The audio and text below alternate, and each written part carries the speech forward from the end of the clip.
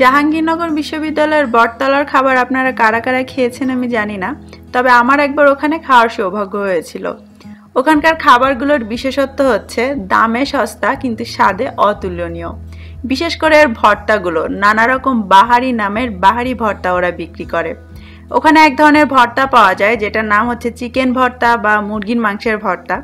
আমি ঠিক জানি না ওরা কিভাবে এই ভর্তাটা তৈরি করে। আমি আমার নিজের মতো করে তৈরি করতে চেষ্টা করেছি। আশা করছি আপনাদের সবার ভালো লাগবে।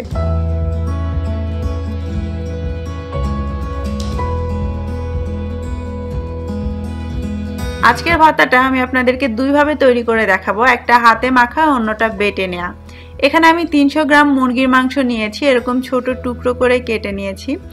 আর এর মধ্যে হাড্ডি থাকলেও কোনো সমস্যা নেই, আপনি যে কোনো অংশের মাংস নিতে পারেন, তবে চিকেন থাই আর ব্রেস্টের মাংস নিলে বেশি ভালো হয়।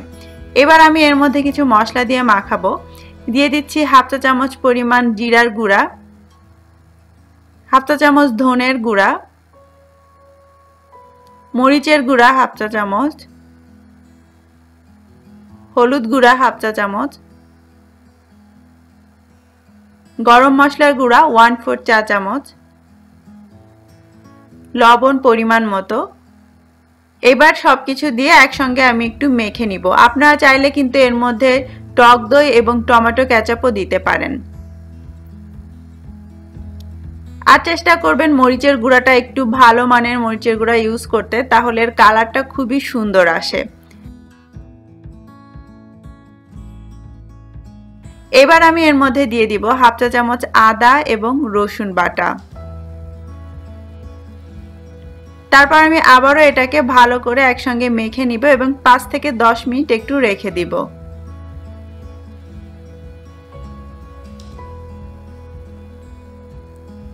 দশ মিনিট পর চুলায় একটা প্যান বসিয়ে নিয়েছি মিডিয়াম হিটে। এর মধ্যে দিয়ে দিলাম 1 টেবিল চামচ পরিমাণ তেল। তারপর সেই যে আমরা মেখে রেখেছিলাম মাংসটা, সেটা এর মধ্যে দিয়ে দিচ্ছি। আপনি চাইলে কিন্তু একবারেও এটা পানি দিয়ে সেদ্ধ বসিয়ে দিতে পারেন, তবে তেলের মধ্যে মশলা মাখা মাংসগুলো এভাবে একটু নেড়ে চেড়ে নিলে এর কালারটা খুব সুন্দর আসে। জাস্ট 1 থেকে 1.5 মিনিট এভাবে একটু নেড়ে চেড়ে নিব। তারপর এর মধ্যে পরিমাণ মতো পানি দিতে হবে। যেহেতু ফার্মের মুরগি, তাই এটা সেদ্ধ হতে বেশি সময়ও লাগে না আর পানিও বেশি একটা লাগবে না, তো আপনি হিসেব করে সেভাবে পানিটা দিবেন এবং ঢেকে দিচ্ছি যতক্ষণ না পানিটা শুকিয়ে মাংস সেদ্ধ হচ্ছে। পানি পুরোপুরি শুকিয়ে গিয়েছে, তেলটাও উঠে এসেছে, এটাকে একটু নেড়ে চেড়ে নিচ্ছি। এবার আমি এর মধ্যে দিয়ে দিব পেঁয়াজ কুচি, দিয়ে এটাকে আবার একটু নেড়ে চেড়ে নিতে হবে যতক্ষণ না পেঁয়াজটা নরম হচ্ছে। আপনারা চাইলে কিন্তু লেফট ওভার মুরগির মাংস দিয়েও এটা করতে পারেন। অনেক সময় ঘরে মুরগির মাংস রান্না করলে সেটা বেঁচে যায়, তো সেই মাংসটা দিয়েও এইভাবে ভর্তাটা বানাতে পারেন। জাস্ট রান্না করা মুরগির মাংসের মধ্যে এভাবে পেঁয়াজ দিয়ে চুলায় একটু নেড়ে নেবেন। আমি পেঁয়াজটাকে খুব ভালোভাবে এর সঙ্গে নেড়ে নিচ্ছি যতক্ষণ না এই পেঁয়াজটা একদম সুন্দর মতো নরম হয়ে যাচ্ছে। 2-3 মিনিট ধরে নাড়ার পর দেখতেই পাচ্ছেন পেঁয়াজটা নরম হয়ে গিয়েছে। এখন আমি চুলাটা বন্ধ করে দিচ্ছি এবং এটাকে নেড়ে চেড়ে একটু ঠান্ডা করে নিব। মাংসটা একটু ঠান্ডা হয়ে গেলে আমি এটা একটা প্লেটে ঢেলে নিচ্ছি। আপনি চাইলে কিন্তু এভাবেও সার্ভ করতে পারেন গরম ভাতের সঙ্গে, এটা খেতেও অনেক মজার। এবার প্রথমে আমি হাড্ডিগুলো থেকে মাংসটা ছড়িয়ে নিব এবং হাড্ডিগুলো আলাদা করে ফেলবো। আর মাংসের টুকরো যেগুলো আছে ওগুলোকে একটু ভেঙে ভেঙে দিব।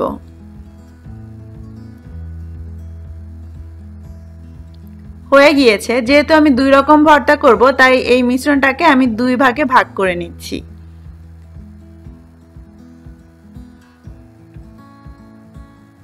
প্রথমে আমি আপনাদেরকে হাতে মাখা ভর্তাটা দেখাবো। আমি সবগুলো মাংস হাত দিয়ে এভাবে ছোট ছোট টুকরো করে নিচ্ছি। আমি মুরগির বুকের মাংস এখানে ইউজ করেছি। মাংসটা খুবই নরম, হাত দিয়ে এইভাবে একটু চাপলে এটা একদম ভেঙে যাবে। এবার বাকি মাংসটা আমি ব্লেন্ডারের জাগে দিয়ে এটাকে একটু বেটে নিচ্ছি। আপনি চাইলে কিন্তু পাটাতেও এই কাজটা করতে পারেন। আমার কাছে পাটা নেই, অনেকের কাছেই থাকে না, তো তারা এইভাবে ব্লেন্ডারে করবেন। একদমই পানি দিবেন না, আস্তে আস্তে করে ব্লেন্ডারে চাপ দিয়ে এটাকে আপনাকে পিষে নিতে হবে। মাঝে মাঝে ব্লেন্ডারটা অফ করে একটু চামচ দিয়ে নেড়ে চেড়ে দিতে হবে, তাহলে এটা সুন্দরভাবে পেষা হবে। খুবই অল্প সময় লাগে, দেখতে দেখতে এটা হয়ে যাবে। যখন এটা এরকম মিহি হয়ে যাবে, চামচটা ঢুকালেই আপনি বুঝতে পারবেন, তখন এটাকে বের করে নিতে হবে। আমি এখানে কিছু ধনেপাতা, পেঁয়াজ কুচি, শুকনা মরিচ ভাজা আর লেবু নিয়ে নিয়েছি। প্রথমে হাতে মাখা ভর্তাটা করছি। একটু পেঁয়াজ কুচি আর শুকনা মরিচ নিলাম, একটু লবণ দিয়ে শুকনা মরিচটাকে গুঁড়ো করে নিচ্ছি। বেশি করে ঝাল দিলেই ভালো, এই মরিচগুলোতে অনেক ঝাল, আপনি যেমন ঝাল খান সেই হিসাব করে দিবেন, তবে ভর্তাটা যত ঝাল হবে তত ভালো লাগবে। মাখানো হয়ে গেলে দিয়ে দিচ্ছি 1 টেবিল চামচ পরিমাণ সরিষার তেল, ধনেপাতা কুচি এবং সেই সাথে একটু লেবুর রস। তারপর যে হাতে মাখার যে ভর্তাটা ছিল সেটা আমি এর সঙ্গে একসঙ্গে মেখে নিচ্ছি। ব্যাস তৈরি হয়ে গেল আমাদের হাতে মাখা মুরগির মাংসের ভর্তা। এভাবে করে দেখবেন, অসম্ভব মজা লাগে। এটা হয়ে গিয়েছে, এখন চলে যাচ্ছি সেই পিষে নেওয়া ভর্তাটা তৈরি করতে। আমি আবারও 3টা শুকনা মরিচ ভাজা নিলাম কিছু পেঁয়াজ কুচি আর লবণ। শুকনা মরিচটাকে এভাবে গুঁড়ো করে নিচ্ছি। তারপরে পেঁয়াজের সঙ্গে একসঙ্গে ভালো করে মেখে নিব। একই পদ্ধতিতে আবার আমি এর মধ্যে দিয়ে দিচ্ছি 1 টেবিল চামচ সরিষার তেল, ধনেপাতা কুচি এবং লেবুর রস। এই ভর্তার মধ্যে লেবুর রসটা একটু বেশি করে দিবেন, তাহলে ভালো লাগবে। তারপর সেই যে পিষে নেওয়া মুরগির মাংসটা সেটা এর মধ্যে দিয়ে দিচ্ছি, একসঙ্গে করে মেখে নিব। ব্যাস এই ভর্তাটাও তৈরি হয়ে যাবে। হয়তো ভাবছেন একই ভর্তা, প্রিপারেশন তো একই রকম, তাহলে 2 রকম করে কি লাভ? শুধুমাত্র এইটুকুন তফাতের জন্য এই দুটো ভর্তার টেস্ট কিন্তু 2 রকম হয়ে যায়। এবার পরিবেশনের পালা। আর ভর্তা মানেই তো গরম গরম ধোয়া ওঠা ভাত। আমি প্লেটে কিছু ভাত বেড়ে নিচ্ছি। ছোট্ট একটা টিপস থাকছে, ভাতকে সাদা ঝকঝকে করতে ভাতের মধ্যে এক টুকরো লেবু চিপে দিবেন, ব্যাস হয়ে যাবে। ভর্তাগুলো দিয়ে সাজিয়ে দিচ্ছি, সাথে 1 টুকরো লেবু আর কাঁচামরিচ, আর লাস্ট ফিনিশিং হিসেবে দিয়ে দিচ্ছি 1 চা চামচ গাওয়া ঘি। ব্যাস জমজমাট খাওয়া শুরু। আশা করছি রেসিপি ভালো লেগেছে। সবাই অনেক ভালো থাকবেন। আল্লাহ হাফেজ।